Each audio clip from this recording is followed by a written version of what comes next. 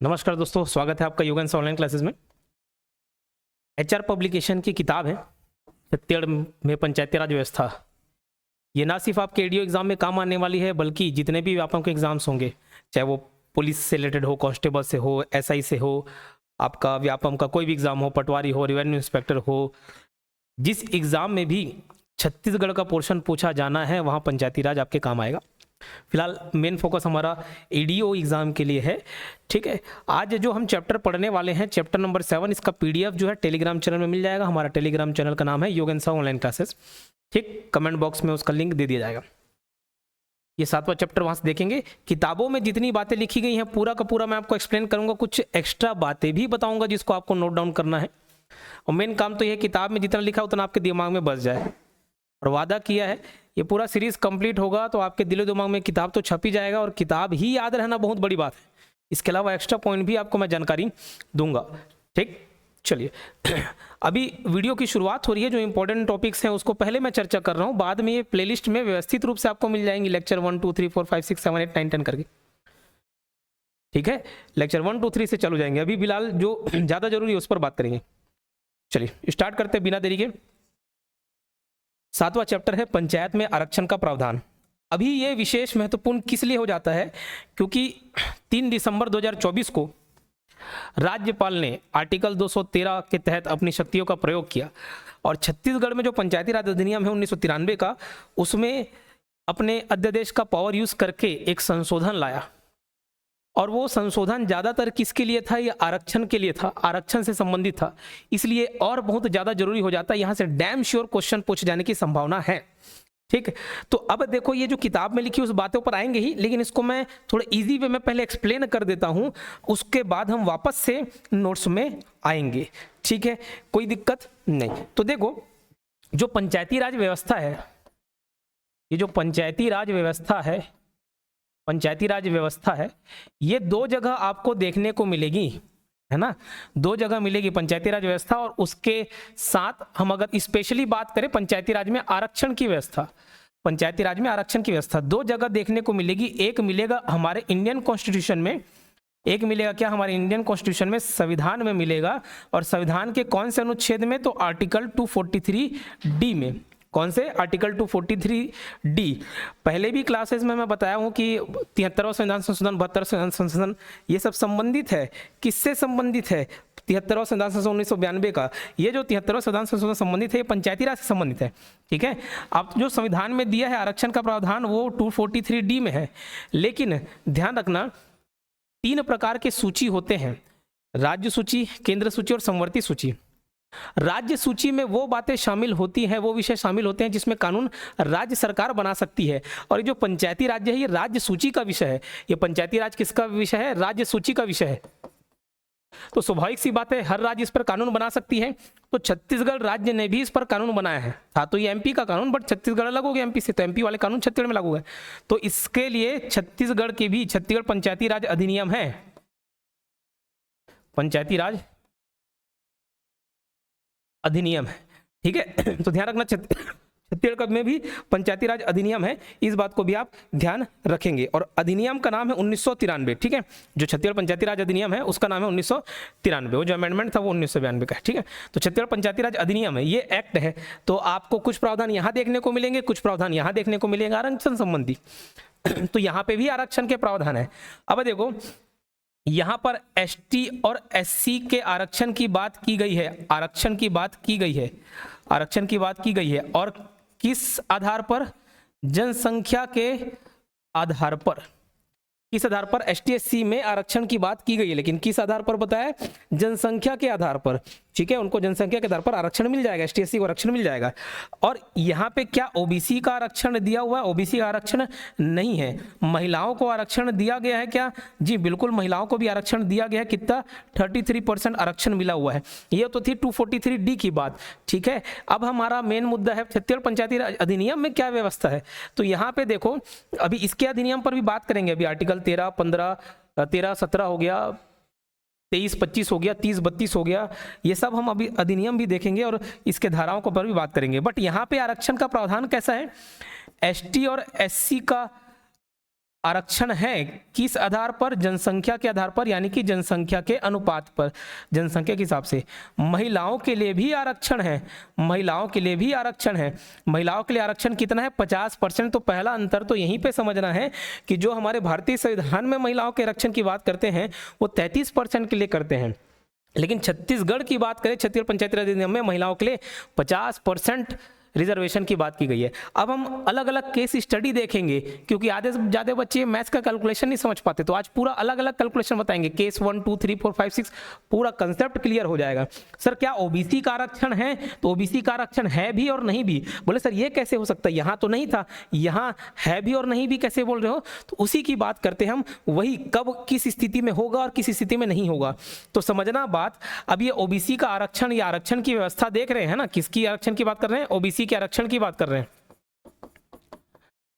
और ये आरक्षण कहां? तो ये आरक्षण ग्राम पंचायत, जनपद पंचायत, जिला पंचायत। ग्राम पंचायत में पंच सरपंच के लिए, जनपद पंचायत में आपका सदस्य और अध्यक्ष के लिए, जिला पंचायत में भी सदस्य और अध्यक्ष के लिए। फिलहाल उसको मैं लिखूंगा, बट बात करते हैं ओबीसी का आरक्षण, मुद्दा तो आरक्षण है। तो ओबीसी का आरक्षण की बात करते हैं तो इसके दो आधार हैं। क्या? दो आधार हैं, दो स्थिति है, दो परिस्थिति है। पहला क्या? अगर जिस क्षेत्र की बात करें, अगर एसटी और एससी की जनसंख्या, एसटी और एससी की जनसंख्या, इसको मैं प्लस कर देता हूं, एसटी प्लस एससी की जनसंख्या, एसटी प्लस एससी की जनसंख्या 50% या 50% से ज्यादा है। अगर एसटी और एससी की जनसंख्या 50% या 50% से ज्यादा है तो ध्यान रखना ओबीसी को कोई भी आरक्षण नहीं मिलेगा। 50% या 50% से ज्यादा है तो ओबीसी को कोई भी आरक्षण नहीं मिलेगा। और दूसरी स्थिति, अगर एसटी और एससी की जनसंख्या,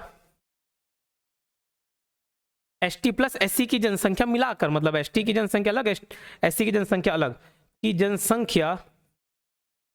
जनसंख्या 50% से कम, 50% नहीं बोला, 50% से कम हो तो ओबीसी को आरक्षण मिलेगा क्या?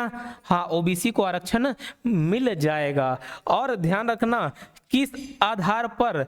इसको भी जनसंख्या के आधार पर मिलेगा। किसके आधार पर? जनसंख्या।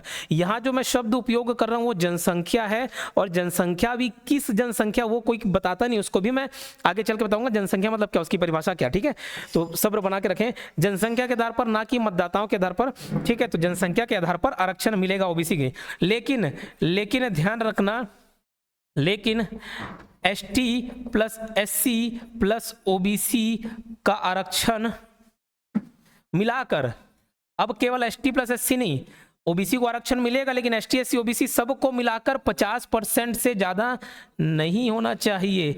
50% से ज्यादा नहीं होना चाहिए, इसको ध्यान रखना। एसटी एससी प्लस ओबीसी का आरक्षण 50% से ज्यादा नहीं होना चाहिए, वो कंडीशन को ध्यान रखेंगे। बोले सर ये स्थिति समझ नहीं आ पाई, तो अब हम बात करेंगे कि किन किन स्थितियों में कैसे कैसे आरक्षण मिल सकता है। थ्योरेटिकली तो बात यही है, अगर एसटी एससी की जनसंख्या 50% से ज्यादा है तो ओबीसी को कोई आरक्षण नहीं है, और अगर एसटी एससी की जनसंख्या 50% से कम है तो ओबीसी को आरक्षण मिलेगा। किस आधार पर? जनसंख्या के आधार पर। लेकिन किसी भी परिस्थिति में आरक्षण 50% से ज्यादा क्रॉस नहीं होना चाहिए। अब उसी को एग्जांपल से समझेंगे अलग अलग। पहले जिस किताब में क्या दी उसको देख लें। 73वां संविधान संशोधन 1992 के तहत केवल अनुसूचित जनजाति और अनुसूचित जाति को ही आरक्षण दिया गया है, जो मैं बात बताया संविधान में। यहाँ पे देखो, चूंकि पंचायती राज व्यवस्था राज्य सूची का विषय था, इस पर राज्य सरकार चाहे तो आरक्षण में संशोधन कर सकती है। छत्तीसगढ़ सरकार द्वारा राज्य में ओबीसी के लिए भी आरक्षण का प्रावधान किया है। ये जो पहला लाइन बोला 73वां संविधान संशोधन 1992 के तहत केवल एसटी और एससी के लिए आरक्षण किया गया है, यही तो मैं बताया पिछले स्लाइड में। देखो ये देखो 243D एसटी और एससी, ओबीसी का कोई प्रावधान नहीं, महिलाओं के लिए आरक्षण है 33%। ठीक, और राज्य सरकार ओबीसी के लिए भी आरक्षण का प्रावधान किया। बोले सर कहाँ बताए? ये तो बताया ओबीसी मिल भी सकता है और नहीं भी, कैसी स्थिति में वही देखेंगे हम लोग। चलो, इसका प्रावधान 243D वहां पे बता दिया, 243 नहीं। अब आरक्षण का आधार देखो क्या लिखा हुआ है, एसटी यानी कि अनुसूचित जनजाति, शेड्यूल ट्राइब और शेड्यूल कास्ट, जनसंख्या के अनुपात में आरक्षण, जनसंख्या के अनुपात में आरक्षण। महिला वर्गों को सभी वर्गों में 50% के लिए आरक्षित है। वो 50% कैसे काउंट होगा उसको हम लोग देखेंगे। महिलाओं को 50% है, लेकिन वो एसटी कैटेगरी के अंतर्गत 50% है। टेंशन लेने वाली कोई बात नहीं है, सब एग्जाम्पल के साथ समझेंगे। ओबीसी देखो पंच पद के लिए, अब जो आरक्षण की बात कर रहे हैं ना, 3 स्तर पर आरक्षण रहेंगे। ग्राम पंचायत पर सबका कैलकुलेशन सेम है, वो अलग अलग से पंच सरपंच देके कंफ्यूज होने की जरूरत नहीं, उधर इतना देखने के लिए सब व्यवस्था सेम है। ग्राम स्तर पर यानी कि ग्राम पंचायत में आरक्षण की बात किसके लिए? पंच और सरपंच के लिए, जो कि बताया पंच मतलब सदस्य ही मान लो, सरपंच मतलब अध्यक्ष ही मान लो, है ना। जनपद स्तर पर सदस्य और अध्यक्ष के लिए। बोले सर उपाध्यक्ष भी तो होते, उप सरपंच भी तो होते, वो पंच में से ही बनेंगे, सदस्य में से ही बनेंगे, ठीक। और उसका क्राइटेरिया हम ग्राम पंचायत पढ़े ना, तो उसमें देखे हैं कि अगर एसटी एससी ओबीसी का कोई सरपंच है तो उप सरपंच कौन होगा, अगर नहीं है तो कौन होगा, ठीक। तो उसको अभी मिक्स नहीं कर रही है। जिला पंचायत में भी किसके लिए? सदस्य के लिए और अध्यक्ष के लिए। तो ये सभी के लिए वही व्यवस्था है, यही व्यवस्था है जो मैं अभी बताने जा रहा हूं कैलकुलेशन वाला, ठीक है। चलो, पंच पद हेतु मतलब अभी जो मैं आरक्षण की व्यवस्था बताया ना, सब जगह वही सिस्टम है ना। ये पंच पद हेतु के लिए नहीं, सब के लिए वही है, अलग अलग भी पढ़ेंगे। किसी ग्राम पंचायत में एसटी और एससी दोनों के लिए आरक्षण, अभी ये ग्राम पंचायत छोड़ो, एसटी और एससी दोनों के लिए 50% से कम स्थान आरक्षित किए गए हैं, तो वहां यथासंभव कुल स्थानों की संख्या अधिकतम 50% के अध्याधीन रहते हुए से स्थान जनसंख्या के अनुपात में ओबीसी वर्ग के लिए आरक्षित की जाएगी। ऐसे स्थान उस ग्राम पंचायत के विभिन्न वार्डों को विहित रीति में चक्रानुक्रम में कलेक्टर द्वारा आवंटित किए जाएंगे। किंतु किसी ग्राम पंचायत में एसटी और एससी दोनों के लिए 50% या उससे ज्यादा स्थान आरक्षित है, तो वहां ओबीसी वर्ग के लिए कोई स्थान आरक्षित नहीं है। मैं बोले पंच पद छोड़ दो, ग्राम पंचायत छोड़ दो, आरक्षण की व्यवस्था ना हर जगह वैसी है। तो फिलहाल आरक्षण की व्यवस्था को देखते हैं। अगर देखो क्या बोला, अगर एसटी लिखा वही है, एसटी और एससी की जनसंख्या 50% या उससे ज्यादा है, ओबीसी को कुछ नहीं मिलेगा। अगर 50% से कम है तो ओबीसी को आरक्षण मिलेगा, लेकिन ध्यान रखना जनसंख्या के अनुपात में मिलेगा, लेकिन वो 50% से क्रॉस नहीं होना चाहिए। अब मैं अलग अलग स्थिति देखता हूं और उसमें बताना कि कितना क्या आरक्षण है। एक एक केस स्टडी देखेंगे, ठीक है। केस स्टडी, केस वन, अलग अलग केस देखते हैं, एक साथ समझ आ जाएगा। केस 1, अब क्षेत्र की जनसंख्या, वो ग्राम पंचायत के लिए, जनपद पंचायत, जिला पंचायत, मैं बस पॉपुलेशन की बात कर रहा हूं कैलकुलेशन को समझाने के लिए, गलत थोड़ा बैठ गया, पॉपुलेशन की बात कर रहा हूं। मान के चलो एसटी और एससी, किसी क्षेत्र में एसटी और एससी, ओबीसी भी देख लेते हैं। एसटी का पॉपुलेशन है 30%, एससी का पॉपुलेशन है 40%, ओबीसी का है 10%। अब ये बताओ, हम तो ये देख रहे हैं कि एसटी एससी ओबीसी का आरक्षण 50% से ज्यादा नहीं होना चाहिए। यहाँ पे एसटी और एससी मिलाकर कितने परसेंट होगा? 70%। तो क्या वो जो 50% वाली सीमा है वो एसटी एससी के लिए भी लागू होगा? नहीं लागू होगा। इसमें ओबीसी को देखो, पहला कंडीशन यहाँ पे क्या था कि एसटी या एससी की जनसंख्या 50% ज्यादा है तो ओबीसी को कोई आरक्षण नहीं मिलेगा, लेकिन इनको तो जनसंख्या के अनुपात में ही आरक्षण मिलेगा। तो यहाँ पे ओबीसी को कोई सीट मिलेगा क्या? कोई आरक्षण नहीं है। लेकिन एसटी प्लस एससी मिलाकर कितना आरक्षण रहेगा? 70% रहेगा ये आरक्षण, है ना। कितना परसेंट रहेगा? 70%। यानी कि मैं मान लेता हूं हर केस में हम 20 सीट पर बात करेंगे। 20 सीट है, ठीक है, सदस्यों की, चाहे वो पंच हो या जनपद सदस्य हो या जिला पंचायत का सदस्य हो ना, 20 सीट की बात कर रहे हैं, 20 सीट। तो देखो 20 सीट में एसटी के लिए कितना चले जाएगा? 20 सीट का 30% निकाल लो, 6 सीट। इनका लिमिट एसटी और एससी का 50% से ज्यादा हो सकता है, बट ओबीसी का नहीं होगा, है ना। तो एसटी के लिए 6 सीट और ये एससी का 40% निकालेंगे, एससी के लिए 8 सीट, ओबीसी के लिए 0, ओबीसी के लिए 0, ठीक है। और बचा हुआ सीट जनरल को मिल जाएगा। 8 6 14, 14 में से 6 सीट किसको चले गया? जनरल को। सर महिलाओं की भी आरक्षण की बात किए थे आप, हाँ 50-50% मिलेगा। यानी कि जो 6 सीट है उसमें फीमेल के लिए कितने सीट रिजर्व रहेंगे? 3। तो बचा क्या मेल के लिए हो जाएगा क्या? मेल के लिए नहीं, ओपन है। इस ओपन में मेल और फीमेल दोनों आ सकते हैं, समझिए बात। तो ये जो 3 में कंपलसरी 50% 3 एसटी फीमेल की सीट रहेगी, वैसे ही इसमें 4 रहेगी। और जनरल वाली महिलाओं को कितना मिलेगा सर? तो भैया देखो ओवरऑल 50% होना चाहिए। ओवरऑल सीट कितने? 20 सीट। 20 सीट में से 3 + 4 तो इन लोग लेके चले गए, बचा हुआ 3 सीट महिलाओं को चल देगा, जनरल में 6 में। तो ओबीसी का 50% क्रॉस नहीं करेगा, एसटी एससी का क्रॉस कर सकता है, और ऐसे में ओबीसी को कोई सीट नहीं मिला। समझ आई बात। केस 2 देखते हैं, एकदम प्यारा केस 2 देखते हैं, ठीक। केस 2 में अभी भी 20 सीट पर ही बात करेंगे। अब यहाँ पे एसटी की जनसंख्या है 10%, एससी की जनसंख्या है ये भी 10% मान लिए, ठीक। चलो 20% कर लो इसको, एससी की जनसंख्या 20%। यहाँ पे भी वैसी केस देखेंगे, एसटी और एससी की जनसंख्या, ठीक है, ये 10%, 20%। ओबीसी में बस फर्क देखते हैं, ओबीसी में यहां पर हो गया 10% और यहां पे ओबीसी का चलो 40%। ठीक है, अब ध्यान देना, अब देखो एसटी और एससी मिला के कितना है, 30% है, यानी कि ये कंडीशन पूरा हो गया। अगर 50% से कम रहेगा तो ओबीसी को आरक्षण मिलेगा, किसके हिसाब से, जनसंख्या के हिसाब से, और ओबीसी की जनसंख्या कितनी है, 10%। तो मैं टोटल सीट निकालूं एसटी को 10%, यानी कि 20 का 10%, 2 सीट एसटी को, एससी को इसका 20%, यानी 4 सीटें मिल जाएंगी। ठीक है, ओबीसी को कितना मिलेगा, 10%, जनसंख्या के हिसाब से मिलना चाहिए। ठीक है, जनसंख्या कितनी है, 10%, तो 20 का 10 निकालोगे 2, और इसमें एक एक फीमेल के लिए, मतलब 50-50% फीमेल के लिए हो जाएंगे। जो बच गया जनरल वाले को मिल जाएगा, जो बच गया 2 4 6 2 8 12 सीट जनरल के लिए चल देंगी। ठीक, अब यहाँ पे कोई भी रेस्ट्रिक्शन में लगाया कि ओबीसी पे 10% जनसंख्या थी और उसको 10% सीट हमने रिजर्व करके दे दिए। ठीक है, तो 10% सीट दे दिए, कोई भी रेस्ट्रिक्शन नहीं लगाए ना। क्यों नहीं लगाए, क्योंकि ST plus SC plus OBC कितना हो रहा है, 30 + 10 40, 40% सीट, ये तो 50 से ज्यादा हो रहा है कि नहीं, हम तो ये देखे थे ना। लेकिन ST plus SC plus OBC का आरक्षण जो है 50% ज्यादा नहीं होना चाहिए। यहाँ हुआ क्या ज्यादा,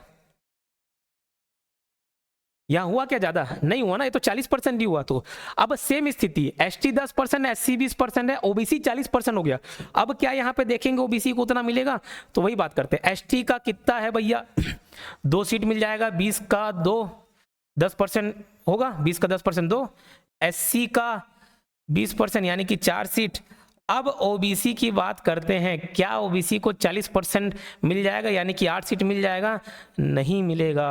क्यों, क्योंकि भैया एसटी एससी ओबीसी मिला के 50% से ज़्यादा नहीं होना चाहिए। तो उस स्थिति में जितना बच रहा है ना, 50 से कम जो भी है, जो बच रहा है उसी को हम लोग दे देंगे, यानी कि 10 + 20 ये तो 30% हो गया। एक्स्ट्रा कितना बचा 50% होने के लिए, 20%। तो भैया ये 40% ना देकर हम कितना देंगे, 20%, यानी कि ओबीसी के लिए कितना रहेगा, 4 सीट रहेगा, और बचा वाला फिर जनरल के लिए चले जाएगा। मतलब कुल मिला के जो आरक्षण की सीमा है वो 50%, लेकिन वो सिर्फ ओबीसी वाले क्राइटेरिया के लिए। एसटी एससी का जनसंख्या जा सकता है ऊपर। ठीक है, ये समझ आई बात, चलो ठीक, इसमें किसी कोई समस्या,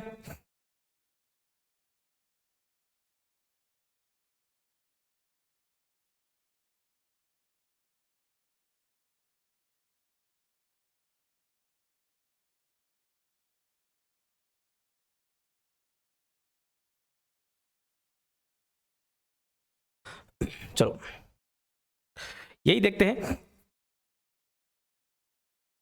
एसटी और एससी का ये ऊपर का मेरे ख्याल से क्लियर हो गया होगा। अब देखना, अब जो हम जनसंख्या की बात कर रहे हैं ना, वो जनसंख्या कैसे, तो देखो त्रिस्तरीय पंचायती राज की व्यवस्था होती है। त्रिस्तरीय पंचायती राज में ग्राम स्तर पर ग्राम पंचायत, और ग्राम पंचायत में एक पंच रहेगा और एक सरपंच रहेगा, इनका डायरेक्ट इलेक्शन होता है।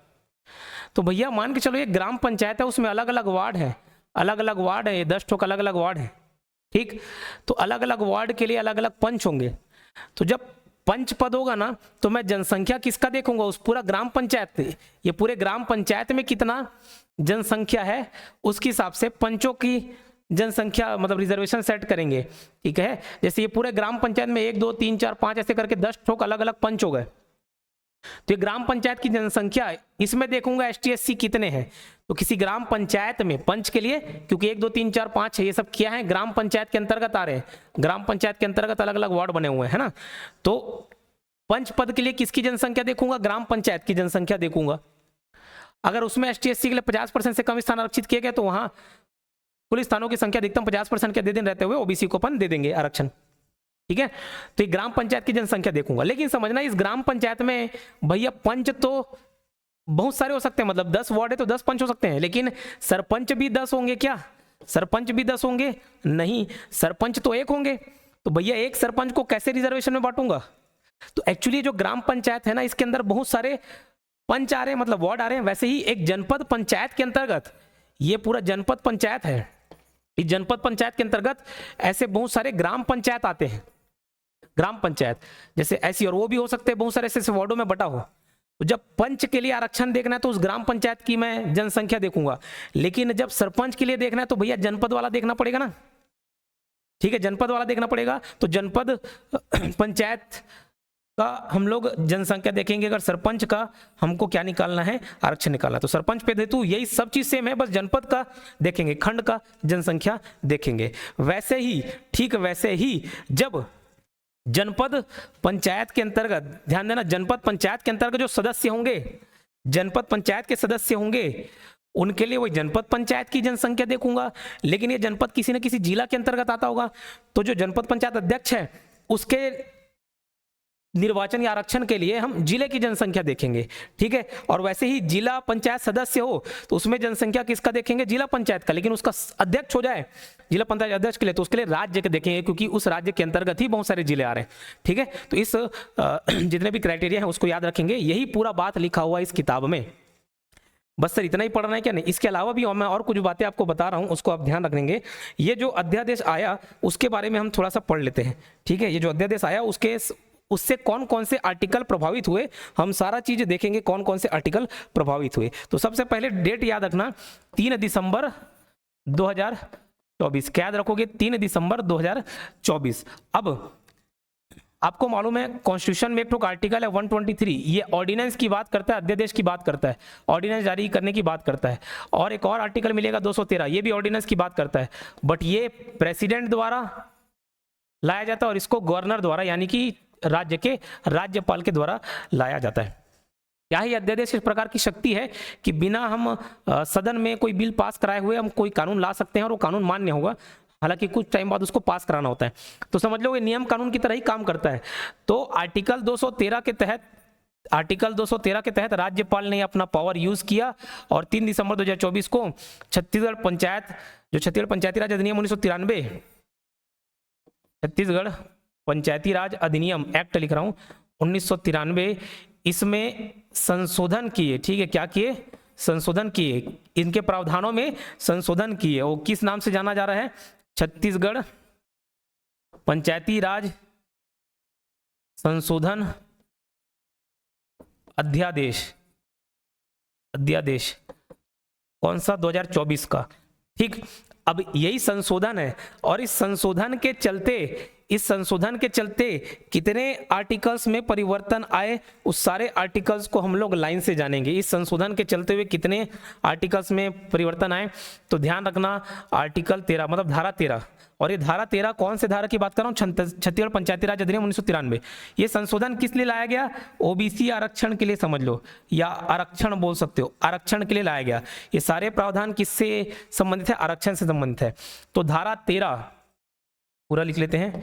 धारा 13 में बदलाव हुए,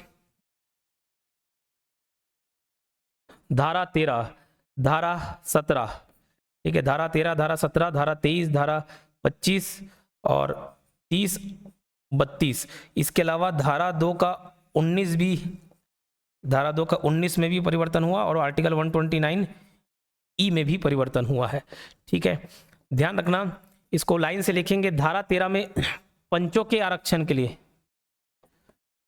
पंच के आरक्षण, तो भैया जो ऊपर हम लोग बात पढ़ रहे हैं ना संशोधन वाला, तो हर जगह धारा 13 में पंचों के आरक्षण की बात की गई है। तो भैया पंच के आरक्षण में भी बदलाव आएंगे नहीं, जो ऊपर पूरा ST/SC OBC वाला 50% सब कैलकुलेट कर रहे हैं, तो पंच भी प्रभावित हो रहे हैं। तो धारा 13 में पंचों के सीटों पर आरक्षण की बात की है, तो धारा 13 बदलाव होगा। धारा 17 में सरपंच है, कौन है? सरपंच है, ठीक है। धारा 17 में सरपंच है, धारा 13 में पंच के आरक्षण की बात है, मतलब पंच के सीटों की, धारा 13 में क्या है? सरपंच है, ठीक है। वैसी धारा 23 और 25 में क्या? जनपद पंचायत के सदस्य, और 25 में जनपद के अध्यक्ष। 30 और 32 में क्या है? ये जिला पंचायत के सदस्य की आरक्षण की बात कर रहे हैं, उसके सीटों की बात कर रहे हैं। और यहां 32 में जिला के अध्यक्ष, ठीक है, क्लियर। अब देखो आर्टिकल 219, अभी तक हम जनसंख्या बात कर रहे हैं ना कि ओबीसी की जनसंख्या के आधार पर, तो भैया जनसंख्या किसको माने? तो आपको मालूम होगा कि धारा 2 में ज्यादातर परिभाषाएं रहती हैं। तो जो एक्चुअली धारा 2 है, 2 का 19, ये ओबीसी के जनसंख्या की बात कर रहा है, ठीक है। जो धारा 2 का 19 है, ये ओबीसी की जनसंख्या की बात करता है। किसकी? ओबीसी की जनसंख्या की बात करते हैं। मतलब जहां जहां पे हम ओबीसी की जनसंख्या बात कर रहे हैं ना कि अगर ओबीसी की जनसंख्या इतनी होगी तो इतना आरक्षण मिलेगा, तो जनसंख्या मतलब क्या? तो जनसंख्या मतलब है वर्तमान जनसंख्या, यानी कि वर्तमान जनगणना के आधार पर ही ये जनसंख्या होगा। ठीक है, क्लियर? तो ओबीसी की जनसंख्या मतलब कैसी वाली जनसंख्या? वर्तमान वाली जनगणना की जनसंख्या, वर्तमान। और वर्तमान मतलब अभी के लिए वर्तमान वाला क्या होगा? 2011 का, 2021 का तो हुआ नहीं। और आर्टिकल 129 ई का 3 जो है ये भी ओबीसी के आरक्षण की बात करता है, लेकिन किधर? अनुसूचित क्षेत्रों में, अनुसूचित क्षेत्रों में, अनुसूचित क्षेत्रों में ओबीसी के आरक्षण की बात करता है, जो कि अब इसको क्या कर दिया गया है? अब इसको समाप्त कर दिया गया है, इसको हटाई दिया गया है, इसको गेम से बाहर समाप्त कर दिया गया है। फिर भी अगर आप जानना चाहें इसमें क्या था, तो ये था अनुसूचित क्षेत्रों में ST plus SC plus OBC का आरक्षण। ठीक है, कुल सीटों का 3/4 से ज्यादा नहीं होना चाहिए। 3/4 कहने का तात्पर्य है लगभग 75%, इससे ज्यादा नहीं होना चाहिए, ये बात बताया गया। उसको समाप्त कर दिया, जो समाप्त कर दिया उसको क्या पढ़ें, बट फिर भी मैं बता दिया 129 ई का 3 अनुसूचित क्षेत्रों में ओबीसी का आरक्षण, इसको टोटली क्या कर दिए? समाप्त कर दिए। ठीक है, इतनी क्लियर हो गई? चलिए, इससे ऊपर नहीं होगा, ये प्रावधान दिया गया था। अब इसी चीज को हम लोग पूरा डिटेल में तो पढ़ ही लिए हैं। आगे क्या बात करते हैं? वार्ड एवं निर्वाचन क्षेत्रों का आरक्षण। आरक्षण प्राधिकारी कलेक्टर ग्राम पंचायत में वार्ड एवं जनपद जिला पंचायत निर्वाचन क्षेत्रों के आरक्षण के लिए वित्त अधिकारी हैं। ठीक है, कौन होते हैं? अभी ये जो लिखा हुआ ये इधर नीचे अपने को चार्ट में मिल जाएगा, तो उसको मैं बता देता हूं। आरक्षण प्रक्रिया, वार्ड निर्वाचन क्षेत्रों का आरक्षण लॉट पद्धति से चक्रानुक्रम में किया जाता है, जो 2 पंचवर्षीय योजना कार्यकाल के लिए होती है। ये 2 पंचवर्षीय योजना को सुधार लेना, मैं बोला था जहां जहां पे सुधार की आवश्यकता होगी वहां सुधारवा देंगे। ये अब नए हिसाब से 1 पंचवर्षीय के लिए होगा, 1 चक्रानुक्रम के लिए। बोले सर चक्रा क्या है? क्या चक्रानुक्रम? तो इसको मैं बताता हूँ। अब भैया जैसे आप देखो, हर आरक्षण तो हर जगह होता ही नहीं। अगर हमारा अहिवारा विधानसभा सीट आता है, तो ये भी पिछले 2 बार के लिए एससी सीट था, तो हमेशा एससी सीट रहेगा क्या? ऐसे में तो यहाँ और दूसरों को मौका नहीं मिलेगा, तो ये चेंज होता है ना। ठीक है, तो वैसे ही अलग अलग सीट, जैसे अभी विधानसभा सीट ये चेंज हो जाएगा, वैसे ही आप सरपंच है, एक कोई ग्राम पंचायत उसका सरपंच बन रहे हैं, एक बार एसटी के लिए निकल गया, चलो दूसरे बार भी एसटी बन गया, अब हमेशा वहां से एसटी बनेगा नहीं, एससी को भी मौका मिलना चाहिए, ओबीसी को भी मिलना चाहिए, जनरल को भी मिलना चाहिए। ठीक, तो ये रिजर्वेशन कैसे डिसाइड होगा? तो ये डिसाइड होता है लॉट पद्धति से। किससे? लॉट, लॉट मतलब लॉटरी। ठीक, तो ये मान के चलो एक टोकरी लेते हैं, एक बाउल सेट लेते हैं, है ना, और ये बाउल सेट में जैसे अगर मेरे को ग्राम पंचायत के सरपंच या पंच का आरक्षण तय करना है, तो ऐसे अलग अलग चिट्ठी बने रहेंगे एसटी एससी ओबीसी का, जो भी जनसंख्या के हिसाब से। ठीक है, उसके हिसाब से ये देखा जाता है, जैसे वार्ड 1 या ये वाले क्षेत्र में एक पर्ची निकाले, एसटी निकल गया, अब इससे पर्ची हटा देंगे, ये हमेशा किसके लिए बुक हो गया? एसटी के लिए। लेकिन हमेशा के लिए नहीं, हमेशा मतलब पहले ये होता था 2 चक्रानुक्रम, यानी कि 2 पंचवर्षीय योजना के लिए, लेकिन अब उसको कितना कर दिया? 1 पंचवर्षीय योजना के लिए। यानी कि कोई एक जगह सरपंच का सीट एसटी वाला निकल गया, वो अगले 5 साल के लिए बस रहेगा, अगले बार एसटी के अलावा कोई दूसरे को मौका मिलेगा। समझ आ रही बात? तो 1 पंचवर्षीय योजना के लिए हो गया है आरक्षण प्रक्रिया। और अब देखो, ये जो लॉटरी निकालने का काम है, आरक्षण देने का काम है, आरक्षण आवंटन करने का काम है, ये कौन करेगा? यही विहित प्राधिकारी कहलाता है, या सक्षम प्राधिकारी बोल सकते हो। और वही कभी कलेक्टर होता है, कभी संचालक पंचायत, उसी को हम लोग समझेंगे। तो समझना किसके किसके लिए कौन कौन से पार्ट रहेंगे आरक्षण प्रदेश। यदि किसी वार्ड या निर्वाचन क्षेत्र में आरक्षित वर्ग की जनसंख्या नहीं है, तो उसी स्तर पर आरक्षण मुक्त रखा जाएगा। जनसंख्या ही नहीं है तो कहाँ आरक्षण मिलेगा? तो नहीं मिलता है। ठीक है, अब देखो, सरपंच एवं अध्यक्ष पद के लिए आरक्षण, विहित प्राधिकारी कौन होगा? ग्राम पंचायत में सरपंच के लिए कलेक्टर, जनपद पंचायत में जिला पंचायत, जनपद पंचायत में जनपद पंचायत अध्यक्ष के लिए विहित प्राधिकारी कौन होता है? कलेक्टर या अतिरिक्त कलेक्टर। यानी कि वो जो आरक्षण व्यवस्था कर रहे हैं ना लॉटरी निकाल के, वो काम कौन करेगा? कलेक्टर या अतिरिक्त कलेक्टर। और जिला पंचायत के अध्यक्ष के लिए संचालक पंचायत। कौन? संचालक पंचायत। ठीक है, तो ग्राम पंचायत में सरपंच के लिए ये लोग सब हेड हो गए, इनके वित्त प्राधिकारी कलेक्टर, कलेक्टर प्लस अतिरिक्त कलेक्टर, कलेक्टर या अतिरिक्त कलेक्टर, और इसमें संचालक पंचायत जो मंत्रालय में बैठते हैं। ठीक, अब देखो, जिला पंचायत, जनपद पंचायत, ग्राम पंचायत, इनके सदस्यों की बात करें, अब इसके सदस्यों को सदस्य ना बोल के पंच बोल देते हैं, ये सदस्य बीडीसी डीडीसी, तो इनका निर्धारण करता कौन होता है? आरक्षण वाला वित्त प्राधिकारी कौन है? समझ लो, कलेक्टर है। कौन है? कलेक्टर है। तो ये बात पूरा डिटेल में मैंने आरक्षण की व्यवस्था आपको समझा दी। आरक्षण प्रक्रिया वित्त प्राधिकारी द्वारा लॉट निकालकर चक्रानुक्रम में एक कार्यकाल हेतु रहेगा, और कैसा चक्रानुक्रम वो समझा दिया। कौन वित्त प्राधिकारी ऊपर बता दिया। आरक्षण मुक्त ग्राम पंचायत सरपंच, यदि वहां आरक्षित वर्ग एसटी ओबीसी की जनसंख्या नहीं है, तो सरपंच का पद आरक्षित वर्गों के लिए नहीं रखा जाएगा, आवंटन से मुक्त रखा जाएगा। तो जनसंख्या नहीं है तो काहे उसको आरक्षण देंगे? मुक्त हो जाएगा। ठीक, वो जनपद पंचायत, जिला पंचायत के लिए भी सेम है। उप सरपंच एवं उपाध्यक्ष पद के लिए आरक्षण, यदि सरपंच या अध्यक्ष पद का पद अनारक्षित वर्ग के लिए आरक्षित हो तो उप प्रमुख का पद सदैव आरक्षित वर्ग के लिए होगा। इसको ग्राम पंचायत वाले लेक्चर में मैंने बता दिया था। ठीक है, अभी तक हम लोग आरक्षण देख रहे थे तो सदस्य और अध्यक्ष के लिए आरक्षण देख रहे थे ना। ठीक है, और ग्राम पंचायत में सदस्य मतलब पंच और अध्यक्ष मतलब सरपंच, है ना। इसके आरक्षण देखिए, उप सरपंच उपाध्यक्ष का कहाँ देखे तो उसको ग्राम पंचायत में पढ़े थे। अगर सरपंच या अध्यक्ष का पद हमेशा अगर रिजर्व्ड सीट निकल गया तो उप सरपंच रिजर्व्ड का नहीं होगा, किसी का भी हो सकता है। और अगर ये अनरिजर्व्ड बन गया मतलब जनरल कैटेगरी वाला बन गया तो उप सरपंच या उपाध्यक्ष हमेशा रिजर्व्ड कैटेगरी होगा, वाइस वर्सा। ठीक, पंचायती राज व्यवस्था में महिलाओं को 50% आरक्षण देने वाले राज्य कौन कौन है, ये उतना इंपॉर्टेंट नहीं है, ये इंडिया वाला पार्ट है तो नहीं है उतना इंपॉर्टेंट। तो देखो 8 सितंबर 2021 की स्थिति में निम्न राज्यों व केंद्र शासित प्रदेशों में 50% महिलाओं के आरक्षण का प्रावधान लागू है। राज्यों के नाम इतने सारे, केंद्र शासित प्रदेश के नाम दमन दीव, दादर नगर हवेली। 8 सितंबर 2021 की स्थिति में निम्न राज्यों केंद्र शासित प्रदेश में 50% महिलाओं के लिए आरक्षण का प्रावधान लागू नहीं है। किन किन में लागू नहीं है, अरुणाचल प्रदेश, गोवा, मणिपुर, उत्तर प्रदेश, यूटी के नाम इतने सारे दे दिए हैं। ठीक, यहाँ पंचायती राज ही लागू नहीं है, ये सारी बातें दी गई है। तो ये चैप्टर नंबर 7 खत्म। ठीक, बीच बीच के हम लोग पार्ट कवर कर रहे हैं, लेकिन मैंने बोला लास्ट में पूरा आपको एक प्लेलिस्ट मिलेगा जिसमें सभी चीज़ व्यवस्थित ढंग से होंगी। आप चाहे तो हमारा कोर्स परचेस कर सकते हैं, और जो अभी तक चैनल को सब्सक्राइब नहीं किए चैनल को सब्सक्राइब कर लेंगे। वीडियो अच्छा लगा होगा, ये मेहनत अच्छा लगा होगा तो लाइक कर लेना। ठीक है, कोर्स खरीदना होगा एडीओ का या कोई भी व्यापम पीएससी के कोर्स तो 8770123687 पर आप कांटेक्ट कर सकते हैं, और बाजू में डिटेल तो दे ही रहे, उसमें भी आप जानकारी ले सकते हैं। मिलते हैं नेक्स्ट वीडियो में, धन्यवाद। नमस्कार, जय जोहार।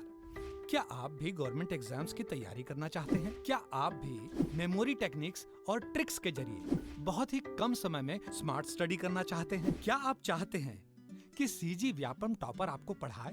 तो डाउनलोड करिए योगेंद्र साहू क्लासेस ऐप।